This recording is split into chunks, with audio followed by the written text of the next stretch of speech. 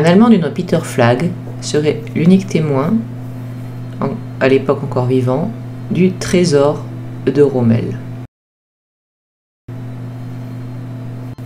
Le 3 juin 1948, à Drève, dans la zone occupée par la France en Allemagne, puisque après la défaite de l'Allemagne en 1945, le pays a été divisé en zones occupées par les Alliés et vainqueurs, et donc Drève se trouvait dans une zone française. Un Alsacien, donc, qui parlait à la fois français et allemand, Jean-Paul Scherer, vit arriver dans son bureau, car c'était lui le dirigeant de la zone de Drève, voit arriver dans son bureau Peter Flagg, un ancien soldat allemand donc, qui lui raconta cette histoire incroyable. En 1943, il se trouvait en Corse, alors encore occupé, mais cette fois-ci par les Allemands.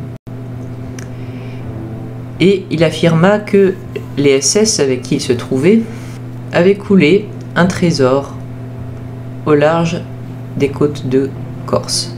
Il demandait à faire une expédition là-bas en scaphandrier. Voilà une histoire bizarre, et quand Jean-Paul Scherer demanda des détails, Peter Flagg précisa que c'était le 16 septembre 1943. Son unité se trouvait au monastère de Bastia, et le trésor était en fait le fruit de pillages faits en Libye, et plus largement dans toute l'Afrique du Nord. Il y aurait même là le trésor du Négus, c'est-à-dire à l'époque le dirigeant de l'Éthiopie. Les moines affirmeront plus tard avoir aperçu de l'or et des pierres précieuses dans des malles gardées par ces soldats allemands. Le 16 septembre 1943 au matin, ils commanderont aux habitants de Bastia de rester chez eux sous le prétexte d'une attaque alliée. Mais en vérité, certains curieux les regardèrent par la fenêtre et virent des soldats allemands transporter des caisses apparemment assez lourdes. Au large de Bastia, donc, une fois en mer, il y eut une effective attaque alliée qui coula tout le chargement. Peter en réchappa, et à présent, il désirait chercher à nouveau ce trésor. On lui prêta le matériel, mais Peter semblait curieusement inexpérimenté pour un scaphandrier. Il ne trouva rien. Il remonta en surface et raconta sa mésaventure partout, y compris à une jeune femme du nom de Louisette, une Française donc. Étant tombé amoureux d'elle, Peter Flagg lui faisait confiance et lui parlait tout, car Louisette donc comprenait l'allemand. Et Peter revient chercher le trésor, cette fois-ci sans équipe ministérielle comme il avait eu auparavant. Un jour, il remonta et annonça avoir trouvé le trésor à Louisette. Cette dernière disparut un beau matin et, une heure après, la police vint chercher Peter. L'avait-elle dénoncé? C'est une possibilité. Peter fut incarcéré, puis il disparut, caché par des bandits de Bastia. En 1963, un agent des services secrets, Daniel Kidor, reprit l'affaire. Et en 1968, il lui sembla voir, non loin d'une épave, d'un bombardier, des caisses. Or, selon Peter Flagg, qui ne se souvenait pas exactement de l'emplacement du trésor, il se trouvait à proximité justement de l'épave d'un bombardier. Daniel Kidor pensa toucher au but après avoir trouvé la fameuse épave. Mais en 1990, donc à la fin de ses recherches, il n'avait toujours pas trouvé de caisse. En plateau, on affirma, attention c'est un complot, que le trésor était trouvé secrètement et appartiendrait depuis à l'État français. Qu'en dire de plus aujourd'hui? Eh bien en 2015, est sorti un film sur le sujet, Le Trésor de Rommel, par Véronique Lorme. Elle non plus, elle ne l'a pas retrouvé. Et en 2016, elle concluait toute cette histoire comme étant un canular. À vous de voir ce que vous en pensez.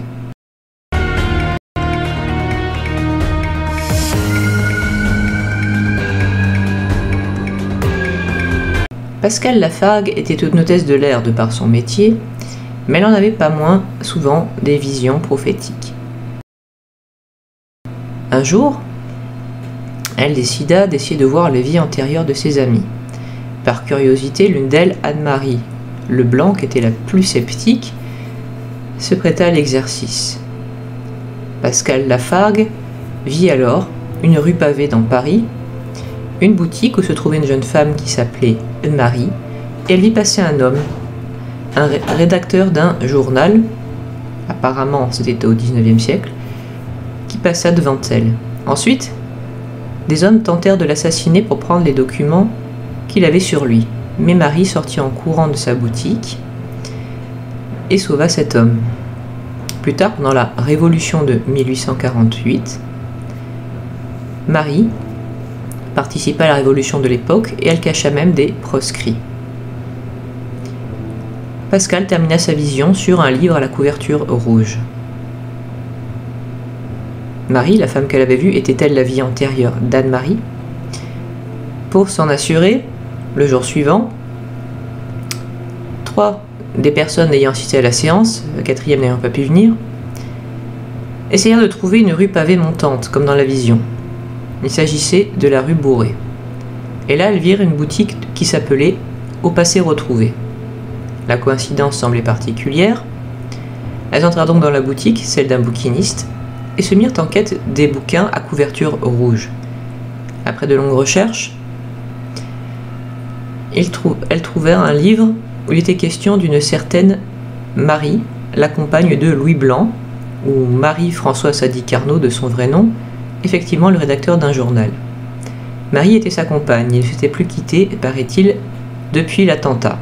Et oui, Marie donc aurait participé à la révolution de 1848, c'était dit dans le bouquin. Également, qu'elle et Louis Blanc étaient enterrés ensemble au Père-Lachaise. Amusé, le groupe d'amis alla cette fois-ci au Père-Lachaise, essayer de trouver les fameuses tombes. Mais ça prit du temps. Au début, ils ne trouvaient rien.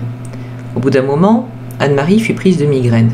Fatiguée, elle s'assit et, ça alors, on constata qu'elle s'était assise tout près de la tombe de Louis Blanc et donc de Marie. Tout cela voulait-il dire que, dans une vie antérieure, Anne-Marie était donc Marie? Eh bien, j'en sais pas plus que vous. J'ai notamment cherché sur Wikipédia si Louis Blanc existait bien. C'est exact. On nous rapporte qu'il avait un frère, mais pas de compagne. J'ignore donc si c'est vrai qu'il était avec une femme du nom de Marie.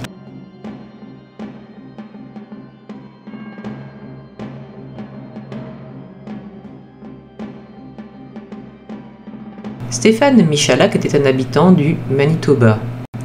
Il adorait étudier les pierres et autres roches et partait souvent en expédition pour en trouver. Le 20 mai 1967, il aperçut dans les cieux 2 longs objets volants. L'un d'eux descendit et se posa près de Stéphane Michalak. Ce dernier s'approcha et vit une porte s'ouvrir sur l'engin. Il tenta d'interpeller d'éventuels habitants à l'intérieur, en anglais, puis russe, polonais et allemand, toutes les langues qu'il connaissait, mais personne ne répondit. Soudain, une lumière intense se fit voir depuis l'intérieur, la porte se ferma brusquement, et l'objet partit en rotation, ce qui rendit l'air alentour brûlant. Il y eut même un départ de feu. Le pauvre Stéphane Michalak vit sa chemise prendre feu et vomit de l'expérience. Il vit que sa boussole tournait dans tous les sens. Définitivement, il mit donc 9 heures à rentrer chez lui. Il avait sur le corps des taches ressemblant aux grilles de l'appareil, et il sentait le soufre. Il aurait encore eu ces taches à l'époque du reportage. Qu'en dire de plus aujourd'hui? Stéphane Michalak est décédé en octobre 1999. Certains pensent aujourd'hui qu'il aurait peut-être été ivre au moment de sa fameuse expérience. Il avait peut-être des problèmes de boisson. Le sol du lieu où il avait dit avoir vu se poser l'objet était radioactif par contre. Mais pas lui. Pas Stéphane Michalak. Des médecins par contre, aurait attesté qu'il avait les fameuses brûlures, et son entourage pensait qu'il n'aurait eu aucun intérêt à inventer cette histoire dont il n'a pas tiré profit. Elle n'a donc pas été prouvée comme vraie ou fausse depuis.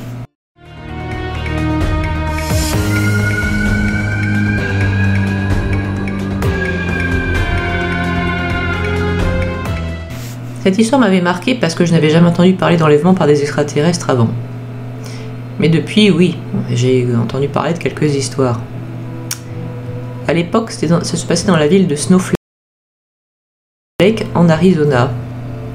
Travis Walton était bûcheron, et le 5 novembre 1975, avec un groupe de collègues, ils aperçurent une lueur dans la forêt en rentrant chez eux. Travis, le seul, osa marcher dans la direction de la lueur, mais il fut littéralement foudroyé par celle-ci et s'effondra, puis il disparut. Les autres bûcherons, complètement affolés, redémarrèrent leur voiture, puis retournèrent en ville voir le shérif. Lui, ce que le shérif crut, c'est qu'ils avaient tué Travis Walton et lui raconté cette histoire à dormir debout pour se dédouaner. Pendant ce temps-là, Travis se réveilla. Il souffrait atrocement. Il vit des créatures penchées vers lui, humanoïdes, mais pas humaines. Alors Travis se leva brusquement, partit en courant, et en essayant de comprendre où il était, réalisa qu'il se trouvait dans ce qui semblait être un vaisseau spatial. Il entra en effet dans une pièce où on voyait une sorte de pare-brise, mais ce qu'il voyait lui au-delà, c'était littéralement l'immensité de l'univers. Et même ce qui semblait être des cartes sur un panneau de bord. Pendant ce temps, donc sur Terre, le shérif passa les autres bûcherons au détecteur de mensonges pour essayer de déterminer s'ils avaient bien tué Travis Walton. Mais l'appareil indiqua qu'ils ne mentaient pas lorsqu'ils affirmaient que Travis avait semblé été enlevé par une soucoupe volante. Ce dernier, donc Travis, essaya de trouver un moyen de s'enfuir et il vit une silhouette vêtue d'une sorte de scaphandre d'astronaute lui faire signe d'approcher. Il se méfiait, mais bon, au point où il en était, il fallait essayer de trouver un allié si possible. Travis s'approcha, mais mal lui en prit. En effet, il fut piégé, et les créatures, ils avaient en fait plusieurs, lui mirent un masque à gaz sur la figure. Travis s'endormit et, heureusement, se réveilla dans la forêt où il avait été enlevé. Il erra jusqu'à ce qu'il trouve un bar, et depuis là, appela son frère. Certaines personnes ont dit depuis que Travis avait dû halluciner toute l'histoire, et ses camarades étaient victimes d'une suggestion de groupe. Parfois, des milliers de personnes peuvent décrire la même chose en pareil cas. Travis Walton, en tout cas, aurait été un des premiers à oser parler d'un éventuel enlèvement par des extraterrestres. Dans les témoignages, des comédiens comme André Pousse, Daniel Gélin ou Jean Lefebvre affirmèrent croire aux extraterrestres et éventuellement aux enlèvements par ceux-ci. En plateau, on affirma qu'en fait il y avait eu des milliers de témoignages d'enlèvement et que ça remontait jusque très loin dans le temps, puisque les témoins des premiers enlèvements décrivaient les soucoupes volantes comme des bateaux volants, s'adaptant à ce qu'ils connaissaient. Toutefois, des scientifiques atténuèrent le propos en parlant de cette possibilité d'une psychosomatie. Que peut-on dire de cela aujourd'hui? Eh bien que Travis Walton et ses collègues furent soupçonnés de toxicomanie, ce qu'ils reconnurent publiquement consommer occasionnellement du cannabis. On soupçonna aussi Travis Walton d'avoir inventé cette histoire dans un but mercantile de publication. D'ailleurs, il avait déjà été condamné en 1971 pour émission de faux chèques. L'auteur Philip Klass assure que l'enlèvement de Travis Walton n'est qu'une astucieuse mise en scène imaginée par Michael Rogers, l'employeur de Travis Walton. Celui-ci était dans l'impossibilité d'honorer le contrat pour lequel il s'était engagé. La date butoir approchait, il lui restait encore plusieurs hectares à éclaircir. Aux États-Unis, un contrat peut être dénoncé si le travail s'effectue dans des conditions de sécurité inacceptables. Donc le prétendu enlèvement aurait fourni à Michael Rogers un motif légal pour rompre ses contrats. Selon l'un des psychiatres qui examina Travis Walton, le Dr Rosenbaum n'aurait pas été enlevé, mais reconnu une expérience liée à un état psychotique particulier. Sur les lieux de l'incident, aucune trace n'aurait jamais été découverte. Et la famille Walton aurait monnayé leur histoire au National Enquirer. Ça la rend tellement véridique, j'avoue, ne pas savoir si elle est vraie ou fausse.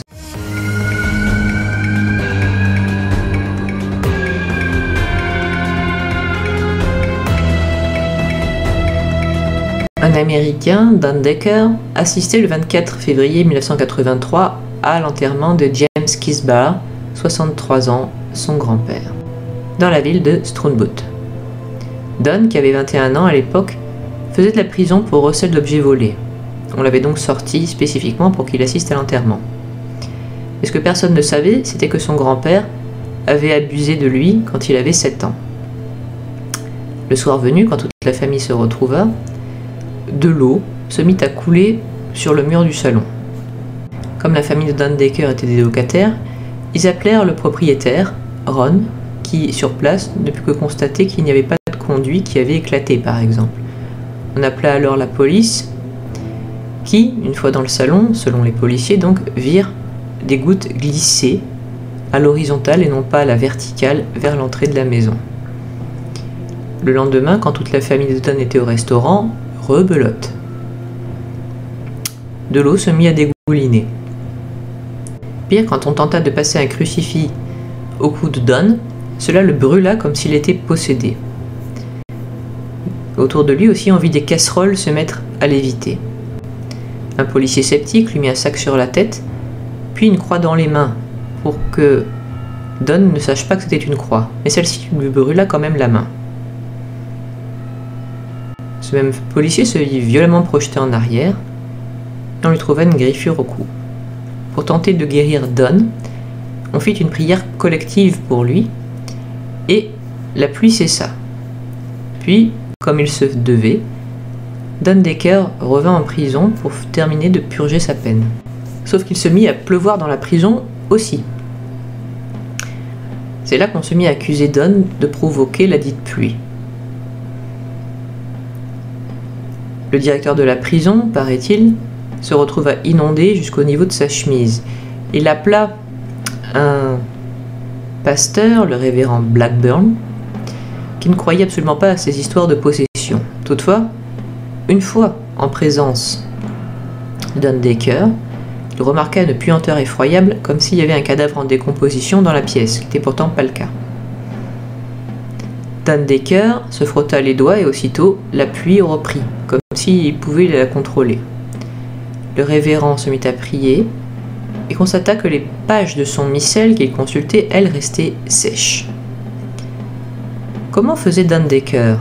Car après, les phénomènes cessèrent. Comment faisait-il? Était-il vraiment possédé ou était-il capable de télékinésie? En plateau, on parla du fait que le grand-père, même mort, tourmentait toujours l'âme de Don Decker, ce qui est très possible, et que les larmes, comme elles sont liées au regret, toute cette eau, en fait, avait une sorte de fonction purificatrice pour Don. Que peut-on en dire de tout cela aujourd'hui? Eh bien, que Don Decker a fait parler de lui en octobre 2012. Il fut arrêté pour un incendie criminel, puis libéré sous caution. Et c'est tout. Je ne sais absolument pas s'il fait toujours tomber la pluie aujourd'hui.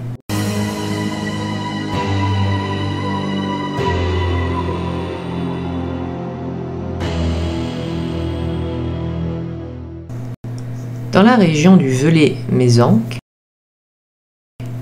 on prétendait que Satan avait planté ses crocs. Ceux-ci avaient l'aspect de deux rochers plantés dans la montagne. Il arrivait qu'à proximité, les vaches meurent brusquement comme si on les avait électrocutées, littéralement. Ou parfois que les téléphones sonnent sans que personne ne passe d'appel dans la ville.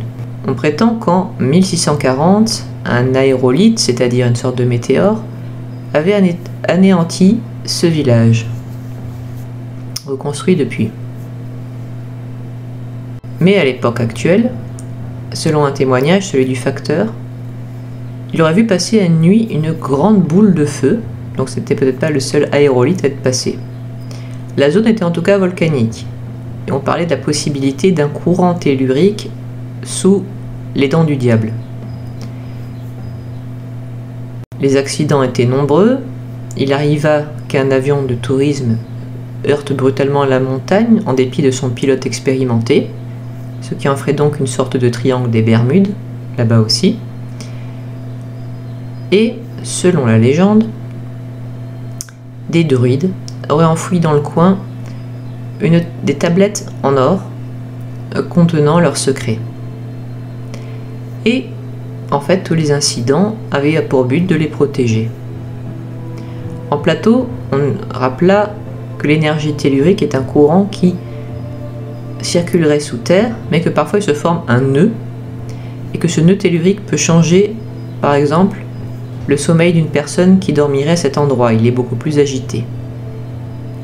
Les chats ont tendance à venir sur ces nœuds, dont ils sentent la présence, et dessus, les plantes mourraient. Il se peut aussi que la lave, rappelons que c'était une région volcanique, fige un champ magnétique, et par conséquent, ceux qui vivent dessus peuvent se sentir fatigués. Les tests de radioactivité faits sur les dents du diable sont revenus négatifs néanmoins. Selon une théorie, du complot va-t-on dire, le gouvernement garderait secret un gisement qui serait sur les lieux, soit d'argent pur, soit d'uranium ou même de radium, qui expliquerait encore une fois certaines électrocutions ou certains courants difficiles à expliquer. Je ne peux rien dire de plus sur tout cela aujourd'hui, pour la simple raison que la région des dents du diable ne semble intéresser personne, du moins sur Internet. Je n'ai pas de nouveau là-dessus aujourd'hui.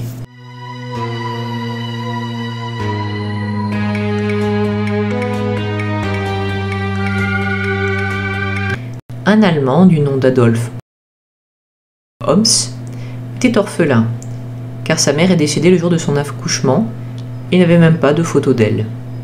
Cela lui avait manqué toute sa vie. Un jour, en écoutant la radio, Adolphe entend une émission où il est question de dialoguer par transcommunication instrumentale. Je vous ai déjà expliqué, on a déjà abordé certains sujets où des personnes l'ont fait avec un magnétophone, c'est-à-dire de laisser tourner le magnétophone pendant un moment, puis réécouter le son, voir si on n'entend pas la voix des morts. Adolphe Homs le fit pendant 1 an, mais n'entendit jamais rien, jusqu'au jour où il lui sembla entendre une voix de femme disant « Je me manifeste » sur la bande audio, et était certain qu'il avait entendu sa mère. Mais il n'en était rien. Adolphe fit écouter les enregistrements à sa femme et à sa fille, et elles aussi entendirent une voix, mais toujours différente sur les enregistrements. Apparemment, c'était jamais sa mère. Adolphe ne se découragea pas, et un jour qu'il écoutait la radio, le programme fut interrompu brusquement, et une voix questionna « Gamin, tu m'as appelé ?» Adolphe en conclut qu'il avait réussi. Il entendait des voix qui disaient maintenant « Appelle-nous », apparemment de la part des morts. Le beau-père d'Adolphe, Frédéric, était à l'époque malade. Et voici qu'un matin, alors qu'Adolphe avait laissé son ordinateur allumé, Rosie, sa femme, vit le mot « deuil » s'inscrire spontanément sur l'écran de l'ordinateur, puis le nom de son père. Peu après, on la contacta pour lui dire que celui-ci venait de décéder, comme si les appareils avaient prévenu de ce qui allait arriver. Pire encore, une nuit, les appareils de la famille se déclenchèrent tous spontanément au milieu de la nuit. Tout le monde eut peur. La femme d'Adolphe lui demanda d'arrêter, d'essayer de chercher à communiquer avec les morts, et il arrêta. Quelques jours, effectivement. Mais alors, un matin, son téléphone sonna. Adolphe décrocha et, mine de rien, il entendit sa mère, donc, lui parler et lui dire « Demain, mets ta télévision en marche parce que tu verras ton beau-père qui va communiquer avec toi. Ça ne s'invente pas. Adolphe fit donc venir Madame Schmidt, la mère de sa femme Rosie, devant l'écran. Il alluma son téléviseur sur une chaîne où ne passait à ce moment-là aucun programme. La famille s'assit, attendit.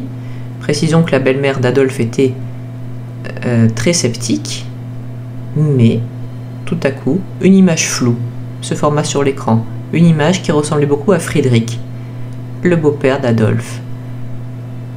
« Ici, c'est papa », dit celui-ci. C'était le 3 juillet 1988. Alors, j'admets, cette histoire m'avait laissé bouche bée. En plateau, une femme du nom de Corinne, qui avait perdu son mari, avait essayé elle aussi la transcommunication instrumentale. Mais elle avait eu quelques problèmes. Un jour qu'elle avait enregistré une voix, elle ressentit des étouffements. Et en se renseignant, elle sut que la personne avec qui elle parlait s'était suicidée en se pendant. Plus tard, elle parla avec encore une autre, et cette fois-ci, elle ressentit de violents maux de tête. Elle arrêta la communication, chercha à comprendre qui était cette personne, et elle aussi s'était supprimée, mais d'une balle dans la tête. Corinne décida d'arrêter de parler avec les personnes qui avaient mis fin à leur jour. Et même avec les défunts classiques, elle eut des problèmes. En parlant à quelqu'un qui avait fait une crise cardiaque, elle dit qu'elle s'était littéralement sentie partir, et c'est pourquoi elle avait arrêté la transcommunication instrumentale. Moi, ça ne m'a pas incité à commencer. Mais j'ai dit, cette histoire m'avait laissé stupéfaite. Je me disais, vraiment, le téléphone peut sonner et vraiment, il peut s'agir d'une personne disparue. Mais bon, je n'ai pas eu l'occasion de vérifier. Et je ne peux pas savoir si c'est vrai pour la simple raison que je n'ai trouvé nulle part trace de l'histoire d'Adolphe Homs.